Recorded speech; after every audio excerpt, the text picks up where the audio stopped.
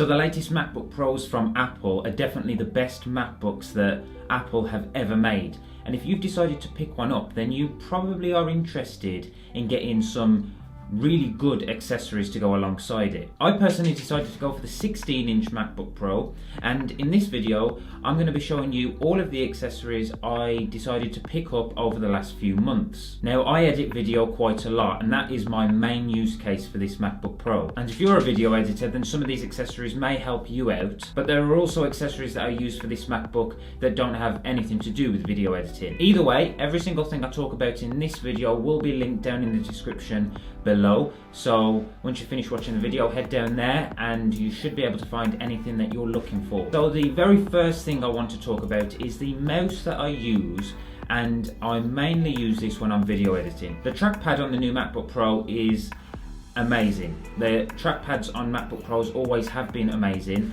but this one specifically, you really don't need a mouse to go alongside it. However, when I'm video editing, I do feel like having this mouse helps me out a lot. If I wasn't video editing, however, I probably wouldn't have purchased this mouse. Just something to bear in mind. So if you don't already know, this is the MX Master. Now, there are updated versions of this mouse, but I haven't got round to updating mine yet. This one's a couple of years old and it still works perfectly fine, so I haven't really felt a need to upgrade. But if you're someone who hasn't had these, then it makes sense just to get the latest one that's out. And if you do want the latest one that's out, that's on the screen for you now, and that is the one that I'll be linking down in the description as well. It is by far the best mouse that I have ever used. It is so comfortable to use, and especially when I'm scrubbing through the Final Cut Pro timeline with that wheel on the side of the mouse, it makes life so much easier. You can customize some of the buttons on it and tailor it to do what you want it to do, and yeah, it's just an all-around great mouse to use. If you're someone who's interested in purchasing a mouse, this is probably the best one that you can buy. Okay, so the second accessory now.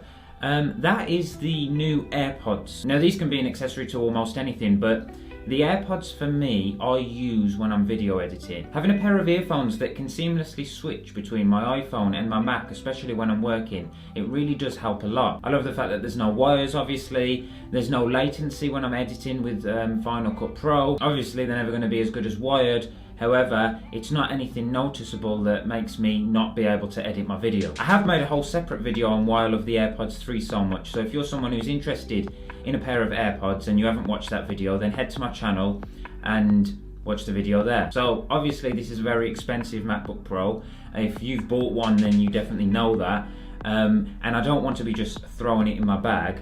So the next accessory is a sleeve. Now, this sleeve is from a company called Lout. I think I'm pronouncing that correctly, I'm not 100%, but I've been so impressed with this sleeve. It's such a high quality sleeve, even the zip, especially when you're opening it and closing it, you can feel how good the quality is. Now, I'm based in the UK, so I purchased this sleeve from Currys for £29, which I don't think is a bad price at all considering how good the quality is. It just looks really good as well. I have done a little bit of research on this company, and it turns out they do sell this sleeve in Europe and in America, so if you're based there, there's links in the description to those sites as well. Okay, so the next thing I decided to pick up, which was an absolute necessity for me, was this SanDisk USB-C flash drive. Now, as you can see, it is USB-C on one side and USB-A on the other. This is a massive help for me because obviously these new MacBook Pros don't have USB-A. However, especially at work, all of the computers there are still USB-A. It helps so much being able to do work at home, save things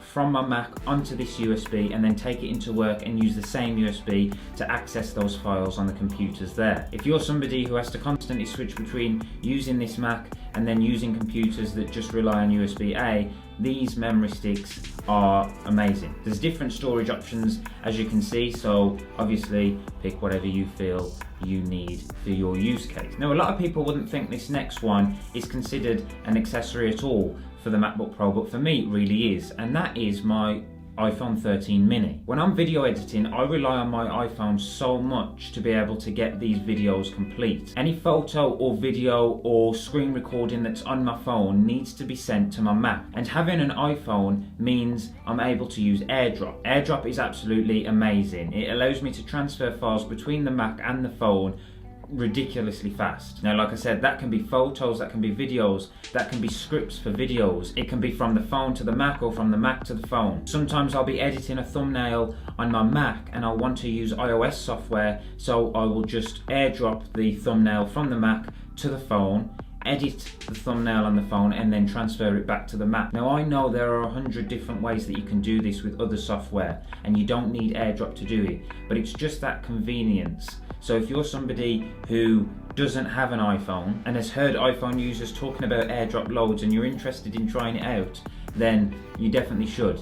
It's amazing. Okay, so something I used to rely on a lot before buying this MacBook was my external display, and it is sat right here next to me. It's just a standard, cheap Samsung display. There's nothing special about it, but I just like the fact that when I was using the 13-inch MacBook Pro, which is the MacBook I had prior to this one, I could have a bigger screen to be able to edit video. But ever since using this new MacBook with the XDR display on it, it is so much better, and I can't bring myself to use the monitor over just looking at the MacBook screen because it's so good. Now, I feel like after getting used to this MacBook's screen, the only display that really would top it is if I decided to buy myself a Pro Display XDR. Now, those displays are ridiculously expensive. Maybe if this channel hits, I don't know, 500,000 subscribers, then maybe I'll invest in a Pro Display XDR. But until then, I will just stick to editing straight off the MacBook. That's one of the main reasons why I decided to go for the 16-inch as opposed to the 14 as well. If you're watching this video though, and you have a 16-inch MacBook,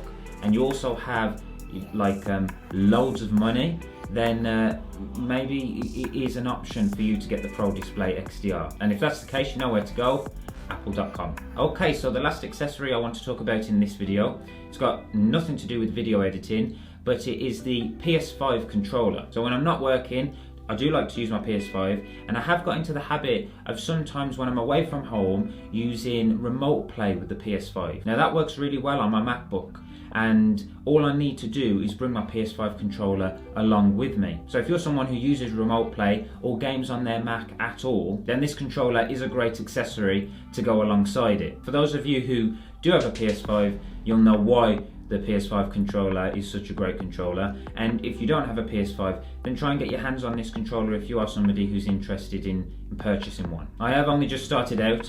I don't have a massive collection of accessories or a massive collection of stuff that I use for video editing. I would like to build that up over time, but that all depends on, you know, how many subscribers I've got. So if you're not subscribed to the channel and you're still watching up to now, then please, I would really appreciate if you did subscribe. At the point of recording this video right now, I have only just hit 100 subscribers. So if you're one of the 100, thank you so much, it means a lot to me. So yeah, that's pretty much it for this video. If you enjoyed it, then please leave me a comment down below, smash the thumbs up button, and as always, I'll catch you guys in the next video.